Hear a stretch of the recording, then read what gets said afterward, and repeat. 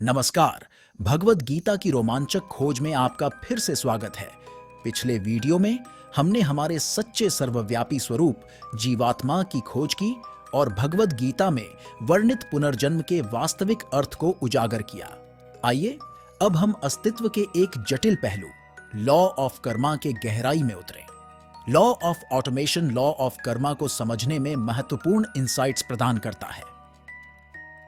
अध्याय 3 श्लोक 27 में श्री कृष्ण स्पष्ट रूप से कहते हैं कि वास्तव में संपूर्ण कर्म सब प्रकार से प्रकृति के गुणों द्वारा किए जाते हैं, तो भी जिसका अंतःकरण अहंकार से मोहित हो रहा है, ऐसा अज्ञानी मैं करता हूं ऐसा मानता है। बिल्कुल यही हमने लॉ ऑफ ऑटोमेशन प्लेलिस्ट में खोजा है कि कैसे हमारे डिजायर्स हमारे नियंत्रण से परे आसपास के माहौल से पैदा होते हैं और हमारे विचार और कार्य पूरी तरह से उन डिजायर्स पर आधारित होते हैं जो हमें दिखाते हैं कि हमारे सभी कार्य भी हमारे नियंत्रण से परे हैं। फिर हमारे कार्य समाज को प्रभावित करते हैं, एक साइकिल बनाते हैं जहां समाज व्यक्तियों को आकार देता है और व्यक्ति बदले में समाज को बनाता है। यह इस बात पर जोर देता है कि हमारे कार्य अलग अलग नहीं हैं, बल्कि कॉज और इफेक्ट की एक बड़ी साइकिल का हिस्सा है। इस गहन समझ पर जोर देते हुए कि मैं करता नहीं हूं, सब कुछ प्रकृति के नियमों के अनुसार अपने आप ही हो रहा है, जैसे गुरुत्वाकर्षण का नियम, प्रकृति के 3 गुण सत्व, रज और तम, लॉ ऑफ ऑटोमेशन और बहुत कुछ। हमारी क्रियाएं भी प्रकृति के नियमों के आधार पर हमारे नियंत्रण से परे हो रही हैं। हमें लगता है कि हम अपने कार्यों और विचारों को नियंत्रित कर रहे हैं, लेकिन ऐसा नहीं है।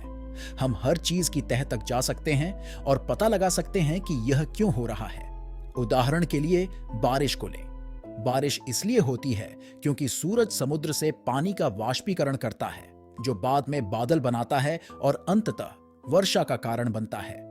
इसी तरह हम जांच कर सकते हैं कि कोई विशिष्ट व्यक्ति कोई विशेष कार्य क्यों कर रहा है। जिस तरह हम देख सकते हैं कि कैसे हमारे डिजायर्स हमारे आसपास के माहौल, समाज और पर्यावरण के प्रभावों से पैदा होते हैं, उसी तरह हमारे कार्य भी इन डिजायर्स द्वारा निर्देशित होते हैं। और यह सब हमारे नियंत्रण से परे है, ठीक वैसे ही जैसे डिजेस्शन और हीलिंग प्रकृति के नियमों द्वारा नियंत्रित होते हैं। लेकिन द्वितीय अध्याय के 47वें श्लोक में भगवान कहते हैं, तेरा कर्म करने में ही अधिकार है, उसके फलों में कभी नहीं। इसलिए तू कर्मों के फल का हेतु मत हो तथा तेरी कर्म न करने में भी आसक्ति न हो। पहली नजर में ये 2 श्लोक विरोधाभासी लग सकते हैं, लेकिन वे नहीं हैं। क्यों? जैसा कि पिछले वीडियो में चर्चा की थी, शास्त्रों का अन्वेषण करते समय आपके वास्तविक स्वरूप और मन के बीच अंतर को पहचानना महत्वपूर्ण है। यदि आप उन शिक्षाओं की व्याख्या मन के दृष्टिकोण से करते हैं, जबकि शास्त्र आत्मा को संबोधित कर रहा है, तो विरोधाभास उत्पन्न हो सकते हैं। 27वें श्लोक में श्री कृष्ण आत्मा के दृष्टिकोण से बोलते हैं, इस बात पर जोर देते हुए कि आत्मा करता नहीं है। 47वें श्लोक में वह मन को संबोधित करता है, जो वास्तविक करता है, कार्यों के लिए जिम्मेदार है। यही हमने लॉ ऑफ ऑटोमेशन प्लेलिस्ट में अपने अनुभव से देखा है।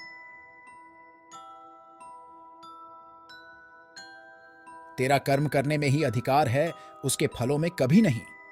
यह श्री कृष्ण का मार्गदर्शन इस समझ पर आधारित है कि परिणाम पूरी तरह से हमारे नियंत्रण से परे हैं।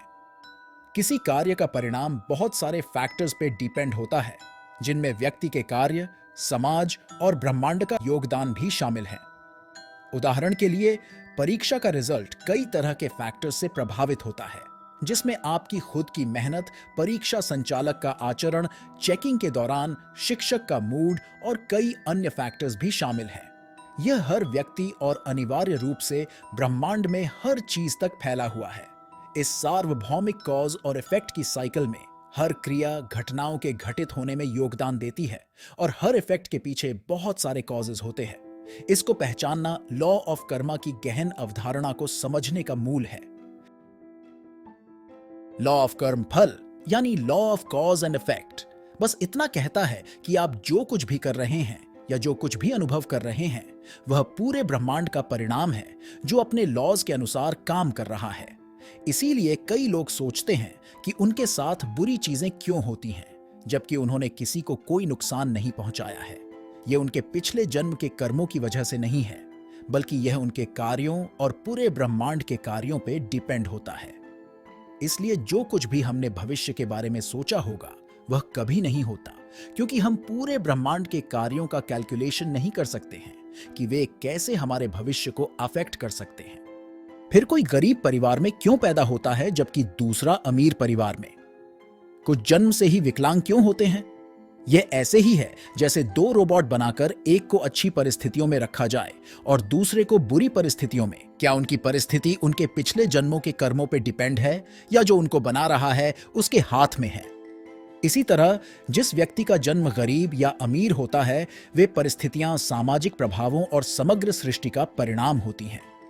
हम विकलांगों के कॉज को आसानी से ढूंढ सकते हैं।